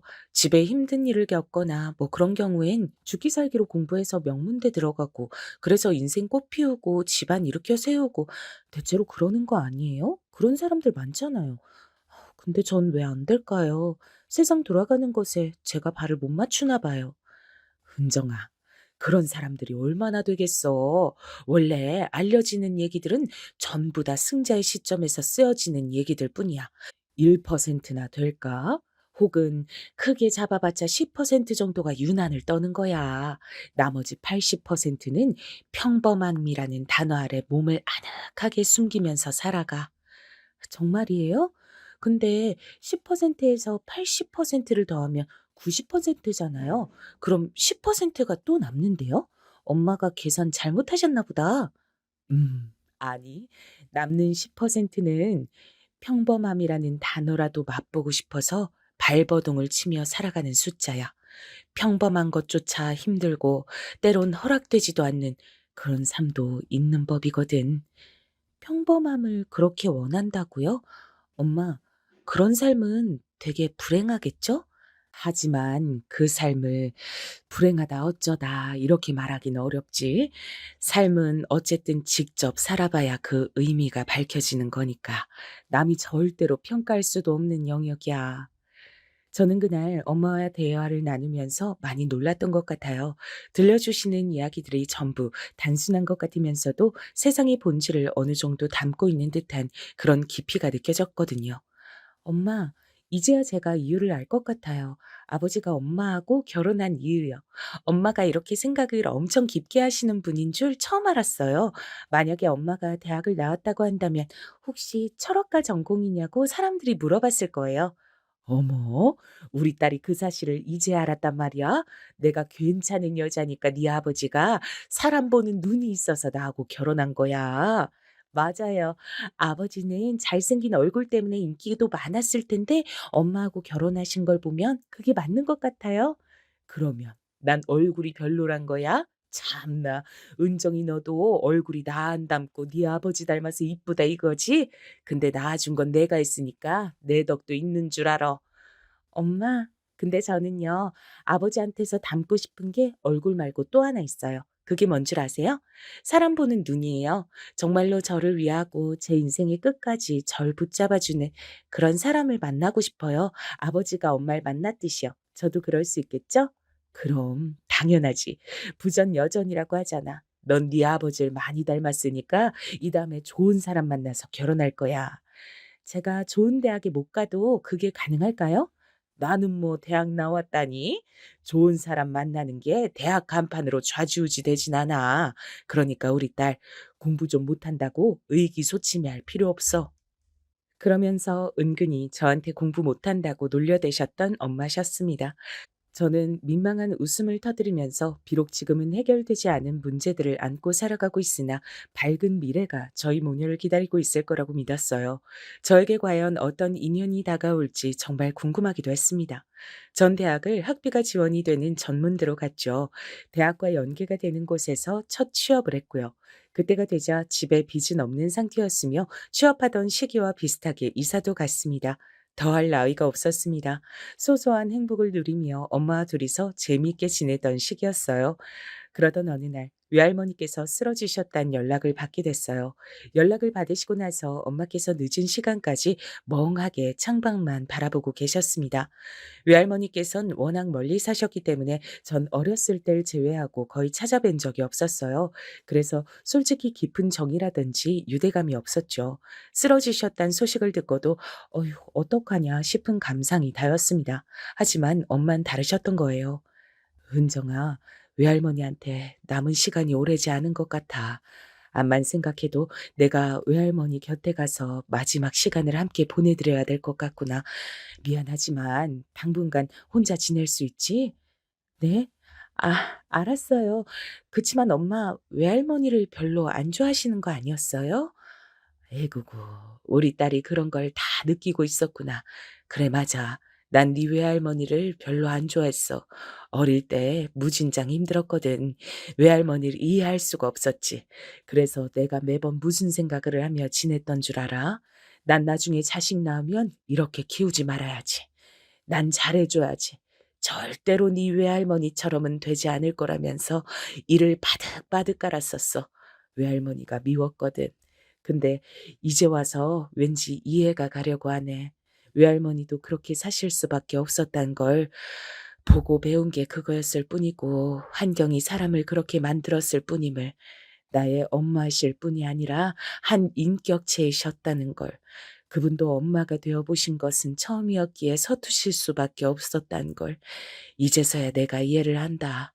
부디 많이 늦은 건 아니길 바라면서 곁에 가봐 드려야지. 내가 그분 딸이잖아. 씁쓸한 표정으로 말씀하신 친정 엄마께선 이튿날 바로 짐을 다 싸서 내려가셨어요. 저는 이유 모를 우울감에 취해버렸죠. 그때 알았습니다. 어렸을 적 아버지께서 투병 중에 계셨을 때 제가 느꼈던 것은 우울이라는 것을요. 그게 우울이었던 거예요. 그걸 깨닫자마자 고독마저 찾아왔는데 그런 때에 절 향해 내리쬐는 햇살이 있었습니다. 바로 남편이었어요. 사람은 자신이 힘들 때 내밀어진 손길을 잊을 수 없다고 하죠. 저에겐 남편이, 남편에겐 제가 그런 손길의 주인공이었습니다. 남편은 대학을 4년제로 나와 나름 전망도 있고 안정성도 높은 직장에 다니고 있었어요. 그런데 개인적인 인간관계 문제로 무척 심적인 방황을 하고 있었고 절 만나서 많은 위안을 받았다고 합니다. 희한한 일이었죠. 제가 한 것이라곤 남편에게 위로를 받은 것뿐이었거든요. 전 받기만 했거늘 남편은 제가 주기만 한 사람이었다고 했습니다. 아버지, 하늘에서 보고 계세요? 저 이 남자하고 결혼하고 싶어요. 제가 기다려온 인연이 바로 눈앞에 있는 이 사람 같습니다. 기이할 정도의 확신이 들었고 전 남편에게 먼저 청혼했습니다. 제가 가진 거라곤 쥐뿔도 없었어요. 모은 돈도 개인 계좌에 2천만 원 남짓이 전부였고요. 반면 남편은 그때 7천만 원과 승용차 한 대를 가지고 있었죠. 시댁에서 남편이 결혼할 때 지원해 주려고 들고 있었던 5천만 원 또한 있었습니다.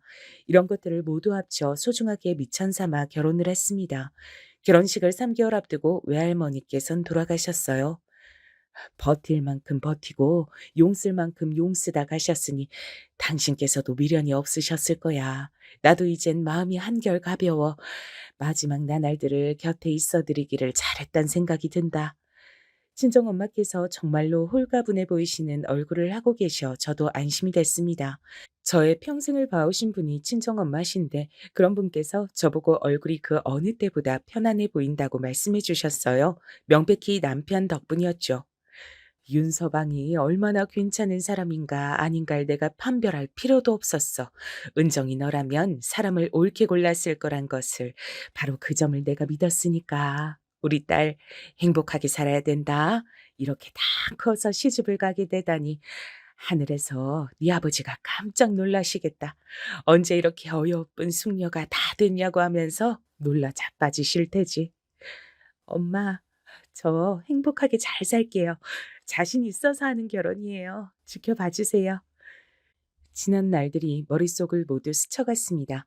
비록 슬픔과 상실의 구간을 지나오기도 했으나 대체로 평범함의 단어가 만든 그늘 아래에서 몸을 누이고 쉴 줄 아는 지난 인생이었다고 자평이 됐습니다. 전 결혼하면서 생각했죠.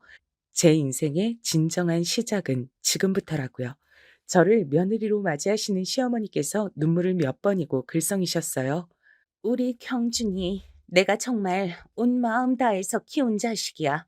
자식 키우는 부모 마음이 안 그런 경우가 어디 있겠냐마는 그래도 내가 유별나도록 힘든 정성을 다해서 키운 자식이라고 말을 하고 싶어. 호랑이보다 더 무서운 아비, 능력이 부족해서 죄인처럼 수그리고 살았던 어미, 그리고 어렸을 때 많이 아파서 자기가 받을 사랑과 관심과 모든 보살핌을 다 빼앗아 갔던 누이, 이런 가정 안에서 자라온 게 우리 경준이란다. 내가 우리 경준이만 생각하면 어긋날 가슴이 미어져. 내가 얼마나 미안한 게 많고 애틋함이 많은지 몰라. 네, 어머님. 그 마음 제가 깊이 새기면서 어머님의 귀중한 아들, 이젠 제 남편이 된 사람에게 저 또한 마음 다하면서 그렇게 살겠습니다. 약속드립니다. 시어머니의 눈물 앞에서 저는 정중한 태도로 약속을 드렸습니다. 그런 저를 보며 뿌듯하다는 듯 미소를 지으셨던 분이 시어머니셨어요. 뭐 하나 잘난 구석이 없는 저를 선뜻 며느리로 맞아주셔서 너무 감사한 분이셨어요. 시아버지께선 댁에 잘 안 계시고 걸핏하면 외출을 오래 하시는 분이셨습니다. 무뚝뚝하셨고 언행이 조금 거치신 분이셨죠. 아들놈 다 컸다고 드디어 장가를 가는구만. 아이고 세월이야. 지나간 내 젊음이 아깝고 아쉬워서 눈물이 다 난다. 결혼하겠다며 인사를 드리러 갔던 날 제 앞에서 기껏 하셨던 말씀이 이것이었습니다. 그리고 제가 정확히 들은 건지 헷갈리는데 얼핏 알아서 잘 살든지 말든지라며 한탄하듯 중얼거리셨던 것 같아요. 그러더니 잠시 후 담배를 챙겨서 밖으로 휙 나가버리셨고 다시 돌아오지 않으셔서 제가 한참을 기다리다가 자리를 떴었네요. 남편을 통해서 그분은 고개가 절레절레 지어지도록 만드시는 분이라는 평은 수차례 들어본 바였으나 역시 직접 대면해서 체감하는 것보다 정확한 건 없더라고요. 어떠신 분인지 단박에 알 수 있었습니다. 걱정과 염려가 매사에 많은 것인지 시종일관 약간은 구겨져 있는 미간과 자꾸만 좌우를 살펴대는 눈동자를 지니신 시어머니와는 시아버지께서 영 반대이신 것 같았어요. 두 분은 그럼에도 어쨌든 부부로 오랜 세월을 살아오셨으며 여전히 부부셨습니다. 새삼 이 세상에는 다양한 성격의 가족들이 존재한다고 느꼈었네요. 남편과 자란 환경은 서로 다르지만 저희는 한 번도 안 싸우고 사이좋은 신혼생활을 보내서 역시 서로가 운명이었다고 생각이 들었어요. 그러나 저희 부부의 결혼 1주년은 눈물바람이 되고 말았습니다. 제가 건강검진을 받았었거든요. 별 걱정 없이 받을 때가 돼서 받아본 것 뿐이었어요. 근데 심상치 않은 소견이 뜨더라고요. 이때부터 불안해졌죠. 정밀 검사를 받으면서도 설마 아닐 거야 이렇게 간절히 빌었지만 검사 결과 제가 암에 걸렸다는 사실을 알게 됐습니다. 하늘이 노래지더군요. 괜찮아. 촉이라잖아. 일찍 발견해서 천운이다. 금방 후딱 나을 운명인가 봐. 그치, 은정아? 그럼요. 네, 맞아요. 저 괜찮아요. 하나도 안 무서워요. 반드시 이겨낼 거니까요. 친정 엄마 앞에서 제가 씩씩하게 말씀을 드렸습니다. 안심을 시켜드리고 싶어서 웃는 얼굴로 엄마를 꼭 안아드리기도 했고요. 하지만 바로 얼마 뒤 결혼 1주년이 된 날이라고 기념으로 차린 식사상 앞에서 전 펑펑 울고 말았습니다. 남편을 붙잡고서 눈물 콧물을 다 쏟아내고 말았어요.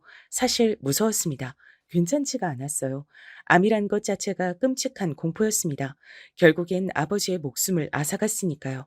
그리고 어떤 건지 밝히고 싶지 않아서 이름은 감추지만 제가 걸린 그 암은 아버지께서 걸리셨던 것과 똑같은 암이었습니다. 자기야, 나 어떡해? 진짜 너무 속상하고 무섭고 어떻게 해야 할지 모르겠어. 우리 엄마 앞에선 무섭다고 하면 우리 아버지 때 생각나실까 봐 그러지도 못했어. 나 이게 얼마나 힘든 암인지 알고 있어. 내가 우리 아버지 통해서 봤기 때문에 알아. 너무 잘 알아서 미치겠어. 차라리 몰랐다면 덜 괴로웠을 것 같아. 내가 있잖아. 내가 옆에 있으니까 너무 그렇게 무서워하지 마. 내가 지켜줄게. 다 나을 때까지 내가 있어 줄 거야. 남편은 저에게 힘을 내라고 말을 하며 제 손을 잡아줬어요. 그 순간 이상하게도 돌아가신 친정 아버지와 남편이 겹쳐 보였습니다. 아버지께서 마치 남편을 통해 그때 네가 내 손 꼭 잡아주곤 했었지. 이젠 내가 네 손을 잡아줄게. 이렇게 의미를 전달하시는 것만 같았어요. 너무 신기한 기분이 들어서 눈물이 쏙 들어갔습니다. 왜 하필 제가 암 환자가 됐어야 했는지 그런 원망과 억울함도 옅어졌어요. 용기가 생기더군요. 그래서 마음 굳게 먹고 시어머니께도 직접 죄송하다고 인사를 드렸습니다. 어머님, 제가 너무 죄송하게 됐습니다. 면목이 없어요. 금방 나을 수 있도록 최선을 다해서 열심히 치료받을게요. 네가 죄송할 게 뭐 있니? 네가 고생이지. 젊은 나이에 아깝게 시리. 아파서 어떡하니? 가여워라. 시어머니께선 한숨 섞인 목소리로 그렇게 말씀을 해주실 따름이었어요. 결혼한 지 얼마나 됐다고 암이라니 시어머니께 죄송하고도 감사한 마음이었습니다. 그런데 제가 병원에서 힘든 치료를 받고 있었을 때 시어머니께서 들러주셨는데요. 제가 너무 아프고 어지럽고 힘이 없어서 희미한 웃음만 간신히 보내드렸어요. 그러자 저를 내려다보시면서 이렇게 말씀하셨습니다. 우리 딸이 어렸을 적에 많이 아팠지. 그래서 난 사실은 아픈 사람이 딱 질색이야. 내가 병원 생활을 아주 징그러워해. 병원에 누워있는 환자들 있지? 그것들 죄다 돈 잡아먹는 괴물들이야. 제 심장이 쿵 내려앉는 것만 같았어요. 절 향한 시어머니의 눈빛엔 징그럽고도 지겨운 것을 바라보는 감정이 담겨 있었습니다. 차마 어떻게 반응을 해드려야 할지도 모르겠더군요. 감정이 차올라서 그렇게 말씀하시는 것뿐이라고. 그러니까 제가 이해를 해드려야 한다고 그렇게 제 스스로를 다독였습니다. 항상 입버릇처럼 자식들을 힘들게 키웠다고 젊었을 적부터 고생 많이 하시면서 여간 힘들게 가정 꾸려서 사신 게 아니었다고. 특히나 아픈 딸 때문에 아들한테 신경 많이 못 써줘서 그게 두고두고 마음이 쓰여서 아들이 정말 귀하고 애틋하게 생각된다고. 시어머니께선 그런 말씀을 하시는 분이었습니다. 그런데 귀한 아들의 짝으로 허락해준 며느리가 암이라고 하니 얼마나 그 심정이 착잡하셨을까 싶네요. 심지어는 저는 부친을 똑같은 암으로 잃은 바 있는 사람이었으니까요. 한마디로 가족력이었는데 절 얼마나 못마땅하게 여기실까 싶어서 전 무조건 이악 물고 암을 하루빨리 물리쳐내는 수밖에 없다고 여겼습니다. 악독하리 많지 굳건하게 버티리라 결심했어요. 초기라서 그리 어렵게 보지 않았던 암은 생각 이상으로 절 괴롭혀댔고 예상보다 꽤 오랜 과정을 거쳐야만 했습니다. 그러는 동안 당연하게 암 환자인 제가 남편을 챙겨줄 수 있을 리 만무했죠. 참으로 미안했습니다. 남편이 직장에서 일하는 동안 엄마께서 저와 많이 시간을 보내주셨고 그러면서 지냈습니다. 우울함이 저를 덮칠 때마다 마음을 강하게 다잡으면서 버텼어요. 그러다 보니 끝에 도달을 하더라고요. 드디어 제가 암 환자라는 이름표를 벗어던지게 되더라고요. 고마워. 그동안 고생 많았어. 우리 이제 하고 싶은 거 다 하면서 그렇게 살자. 누가 할 소리를 하고 그래. 나야말로 고마워 자기야. 그간 정말로 고생 많았어. 내가 아프고 괴로워서 올 때도 자긴 꿋꿋하게 날 다독여 주었지. 전부 다 자기 덕분이야. 앞으로 나 더욱 보람되게 살아볼 거야. 힘든 나날을 지내온 끝에 마주하게 된 평범한 일상이 더없이 소중했습니다. 남편과 얼싸안고 즐거웠어요. 밝은 미래를 꿈꿨습니다. 1년, 2년, 그렇게 시간이 가는 동안 저희 부부가 임신 소식을 애타게 기다렸지만 쉽게 생명이 찾아오진 않더라고요. 아직도 어쩜 그렇게 아이 소식이 없니? 혹시 몸이 약해서 그런 건 아니고? 저희도 정말 아이를 빨리 만나고 싶은데 마음 먹은 대로 되질 않네요. 아이 가지는 것엔 제가 아무 이상이 없는 상태예요. 근데 소식이 자꾸 없으니까 아무래도 전문 병원을 이젠 다녀볼까 해요. 뭐? 내가 모르긴 몰라도 그런 병원엔 돈이 엄청나게 들어간다던데? 네. 그래서 저희도 웬만하면 끝에 끝까지 그 수단은 미루고 싶었어요. 근데 이젠 너무 간절하니까 마냥 기다리긴 어려우니까 한번 병원을 다녀볼까 해요. 내가 이런 소리까진 안 하려고 했는데 너 암 치료받고 어쩌고 하느라 돈도 못 벌면서 한참 지냈고 전부 다 우리 경준이 돈으로 해결했으면서 우리 경준이 돈으로만 지냈으면서 이젠 그 비싼 병원까지 다니겠다고 하는구나. 아휴, 이게 다 무슨 꼴인가 싶네. 됐다. 그냥 너희 문제에 내가 괜한 참견까지는 안 할란다. 참견해봤자 내 속만 문드러지지. 그렇게 말씀하시는 시어머니 앞에서 제가 정말 드릴 말씀이 없었습니다. 얼른 떳떳하고 당당해지고 싶더라고요. 힘내서 더욱 잘 살다가 보면 아이도 찾아오고 저도 멋지게 사회생활하면서 그렇게 되는 일상이 찾아와 있을 거라고 믿었어요. 한결같은 남편을 위해서라도 지금보다 멋진 일상이 찾아와야만 한다고 생각했습니다. 그러나 긍정적인 생각을 가지고 있던 절 찾아온 것은 멋진 일상이 아니었습니다. 그야말로 청천벽력과도 같은 소식이었습니다. 바로 재발이란 두 글자. 저에게 다시 암이 찾아온 것이었어요. 그때는 정말 이성을 놓게 되더군요. 병원 바닥에 주저앉아서 머리를 부여잡고 울었어요. 대체 내가 뭘 잘못했다고 나한테 이러는 거야. 난 그냥 우리 아버지 딸로 태어났을 뿐인데 이런 가족력을 왜 물려받아서 내가 이렇게 괴로워야 돼? 왜 나한테 이런 불행이 닥치는 거야? 세상이 원망스러웠습니다. 삶이 징그럽게 느껴졌어요.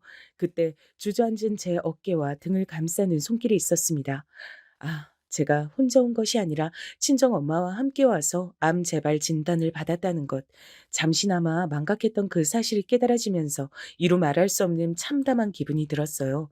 엄마께선 이성을 잃고 오열하던 절 가만히 껴안아 주시면서 괜찮다는 말씀을 계속해서 해주셨습니다. 괜찮아. 이번에도 이겨낼 거야. 은정아, 다 괜찮을 거야. 만약에 안 괜찮으면요. 아버지도 두 번째 돌아가셨잖아요. 재발했을 때 못 이겨내셨잖아요. 전 아버지를 닮은 딸이니까 저도 그렇게 되겠죠. 이젠 다 틀렸어요. 아니, 절대 그렇지 않아. 은정아, 너 잊은 거야? 누가 너를 지켜주기로 했는지 잊어버린 거야? 아버지가 저를 지켜주기로 했었죠. 근데 그게 무슨 소용이에요? 소용이 있는지 없는지 확인해 봐야 하는 거야. 난 믿어. 네 아버지 절대로 너를 지금 자기 곁으로 오게 할 사람이 아니야. 너 못 오게 용을 써서 막을 사람이야. 그러니까 은정아, 한 번만 더 힘을 내보자. 이겨내보자. 우리 딸 할 수 있지? 우리 딸 없으면 내가 너무 외로워. 나 젊은 우리 딸 없으면 휴대폰 기능도 잘 못 만지잖아. 그러니까 내 곁에 있어줘야지. 어? 그럴 거지? 약속? 저도 모르게 울면서 엄마와 새끼손가락을 걸고 약속을 했답니다. 암 재발 소식에 남편은 울지 않았어요. 울음을 꾹 참아내는 얼굴을 할 뿐이었고 절 꼭 안아주면서 같이 이겨내자고 말을 해줬습니다. 같이라는 말, 세상에서 가장 미안하고도 힘이 되는 말이었어요. 남편이 그랬습니다. 제가 얼마나 오래 투병 생활을 하든, 그래서 얼마나 돈이 들어가든, 얼마나 괴로워지든 본인은 상관없이 끝까지 제 곁을 지킬 거라고요. 묵묵하게 절 지켜주겠다 그랬어요. 절 사랑하는 마음이 여실히 느껴졌습니다. 당신의 곁을 지키고 계셨던 친정 엄마를 향해 아버지께서 당시에 어떤 기분을 느끼고 계셨을지 제가 그걸 알겠더라고요. 아버지, 하지만 전 아버지와 다른 결말을 맞이하고 싶어요. 오래오래 살아서 제 남편과 머리가 하얗게 될 때까지 함께하고 싶어요. 제가 그럴 수 있도록 도와주실 거죠? 힘들게 각오를 다졌습니다. 그리고 재발된 암은 무섭게 절 공격해 왔습니다. 고통의 나날이었어요. 이성의 끈이 몇 번이고 끊어졌습니다. 전 알고 있었죠. 사람이 아프면 아프기만 한 것뿐만 아니라 돈이 많이 든다는 것을요. 남편은 저에게 돈 얘기를 못 꺼내게 했습니다. 그런 거 생각하지 말고 치료에만 전념하라고 했죠. 거칠어진 남편의 얼굴을 바라보며 말도 못하게 미안했습니다. 죄책감은 어쩔 수가 없더라고요. 그런 괴로움 속에 잠겨있던 저에게 시어머니께서 찾아오셨습니다. 병실에 들어서셨을 때부터 표정이 안 좋으셔서 제가 감히 차마 죽은 듯이 누워있질 못하겠더라고요. 억지로라도 몸을 일으켜야 할 것 같았습니다. 그런데 성큼성큼 다가오신 시어머니께서 저의 수고를 덜어주셨어요. 암 환자인 제 멱살을 잡으셨거든요. 병원복을 앞으로 쭉 당겨 잡으시더니 제가 신음하는 것에도 눈 하나 깜짝 안 하시고 소리를 크게 지르셨습니다. 잘났다. 잘났어. 암 걸린 게 자랑이야. 아주 벼슬이야. 어머님, 왜 이러세요? 이거 놔주세요. 제가 지금 어지러워요. 어지러워? 그래봤자 까맣게 타들어간 내 속만 알까. 내 머리가 더 어지러워. 이거사. 너 왜 이렇게 끈질겨? 왜 이렇게 버텨? 우리 경준이 등골을 왜 이렇게 지독하게 빼먹느냐 이 말이야. 이 악독한 것. 내가 지금 어디서 오는 길인 줄 아니? 너희들 집에 들렀다 오는 길이야. 근데 우리 경준이 카드값 나왔다고 명세서가 왔더라. 금액 보고 내가 기절하는 줄 알았다. 우리 경준이가 왜 자기 전 재산 다 거들내가면서 너 때문에 그렇게 살아야 돼? 죄송합니다. 정말 죄송합니다. 어머님, 제가 드릴 말씀이 없습니다. 드릴 말씀 없으면 그냥 이제 좀 얌전히 뒤지면 안 되겠니? 조용히 떠나면 안 되겠어? 이게 벌써 너 때문에 머리 아픈 지가 몇 년째야. 걸핏하면 암에 걸려 자빠져. 애는 못 가져. 돈도 못 벌어와. 넌 대체 사람 신경 갉아먹고 돈을 축내는 거 말고 할 줄 아는 게 뭐니? 어? 내가 평생을 힘들게 아등바등 누구보다 열심히 살아왔는데 그러면서 내가 자식들을 어떻게 키워냈는데 고작 너 같은 것한테 우리 경준이 시달리게 하려고 그렇게 힘들게 산 줄 알아? 시어머니께선 거의 비명을 지르고 계셨습니다. 전 참담함에 빠진 채 눈물을 흘리고 있었어요. 그리고 바로 그때 친정 엄마의 차가운 목소리가 들려왔습니다. 사부인, 말씀에 상당한 오류가 있으시네요. 떳떳하게 살아오신 것처럼 잘도 그러시네요. 하도 어이가 없어서 제가 얼른 달려가서 사부인 안다는 한 분을 모셔왔네요. 주제 파악 좀 하셨으면 해서요. 어, 언제 와 계셨어요? 아무도 없는 줄 알았는데. 그, 근데 저라는 사람이라니요? 갑자기 그게 웬 말씀이세요? 사부인 보면서 아는 사람이 맞는지 아닌지 헷갈린다고 하는 환자분을 제가 여기 병원에서 만났거든요. 벌써 지난달 일이죠. 저한테 와서 사부인에 대해 물어보며 확인을 하시기에 제가 그쪽이 아신다는 분이 아닙니다 했습니다. 왜냐고요? 그 환자분이 사부인을 감방 동기로 기억한다고 했으니까요. 태어나서 그렇게 놀라본 건 처음이었던 것 같아요. 이게 대체 무슨 일인가 싶어서 전 울던 것도 잊어버리고 놀라서 시어머니를 쳐다봤습니다. 저보다 2배로 놀라신 것 같았어요. 손을 바들바들 떨면서 비틀거리시더라고요. 사기에다가 절도에다가 사부인한테 피해를 입은 사람 중 하나는 처지를 비관하며 목숨을 끊기도 했다죠. 그렇게 사시느라 감방 생활도 하셨던 분이 뭐가 그리 떳떳하고 목에 핏대 세우면서 제 딸에게 소를 치세요. 그 그게 아닙니다. 아니에요. 깜빵이라니 그런 적 없어요. 시어머니께선 떨면서 부인하셨지만 소용없었어요. 친정엄마의 눈짓을 받고 병실로 들어서신 어떤 환자분을 보시자마자 시어머니께서 털썩 주저앉으셨거든요. 나 기억하죠. 우리가 제법 돈독하게 깜빵에서 잘 지냈었는데 출소하고 나서 연락 한 번 없고 잠적해서 사는 게 왠지 서운했었거든요. 근데 이렇게 다시 만나네요. 이런 거 보면 세상 좁긴 좁아요. 그때 나에게 해줬던 각종 무용담들 내가 잘 기억하고 있어요. 정말 대단했던 무용담이었는데 자식들은 그거 알아요? 자식들이 있다면서요? 시어머니께선 미친 듯이 고개를 저으셨어요. 절대 자식들에겐 알려지면 안 된다고, 남편한테도 비밀이라고, 그 어디에도 알려지면 안 된다고 하시면서 온몸을 떠시더니 이윽고 무릎을 꿇으셨습니다. 아이고, 사돈, 제가 제 마음 힘든 것만 생각하고 아픈 환자한테 몹쓸 말들을 했습니다. 2번 다신 안 그럴 테니 제 과거는 묻어주세요. 이렇게 관청드려요. 전 친정 엄마 쪽을 쳐다봤고 눈이 마주치자 얼른 고개를 끄덕여 들었습니다. 시어머니께 그런 과거가 있다는 것은 충격적이었으나 온몸을 떠시는 모습을 보면서도 그 간청을 외면하고 싶진 않았어요. 전 아픈 암 환자였으니 인생을 바라보는 시각이 그 순간에 남달랐던 걸지도 모르겠습니다. 제 반응에 엄마께선 한숨을 내쉬시며 고개를 끄덕이셨죠. 그리고 잠시 후 깜빵 동기이신 분과 시어머니께선 따로 나가서 얘기를 나누셨고요. 전 엄마와 울고 웃으면서 이런저런 대화를 나누었습니다. 혼란스러웠던 그날이 지나고 저는 더 힘을 내서 치료를 받았어요. 그리고 기적을 선물 받았습니다. 그 기적의 이름은 완치였습니다. 조심하면서 사는 자세는 잊지 않기로 했죠. 놀랍게도 전 이후에 아이를 임신했어요. 병원을 다닌 것도 아닌데 자연스럽게 찾아왔습니다. 마치 찾아올 때는 애초에 이때였다고 말을 하듯이 저희 부부에게 찾아와 줬어요. 건강하게 태어난 저희 아들은 자기 외할아버지를 무척 닮아서 인물이 훤했답니다. 친정엄마나 제가 떠든 것도 아닌데 깜빵 동기 그분이 퍼뜨리신 것인지 시어머니의 과거가 시댁에 퍼졌더라고요. 시누이가 자기한테 온 이상한 번호의 문자를 보고 그걸 알았다 그랬어요. 남편은 크게 충격을 받아서 한동안 심적으로 방황을 좀 했습니다. 저도 얼마나 미안했던지 몰라요. 시어머니께선 당신의 가족들에게 외면을 받으셨습니다. 저는 제가 나설 일이 아닌 것 같아서 한 발짝 뒤로 물러나 지켜보며 사는 중이네요.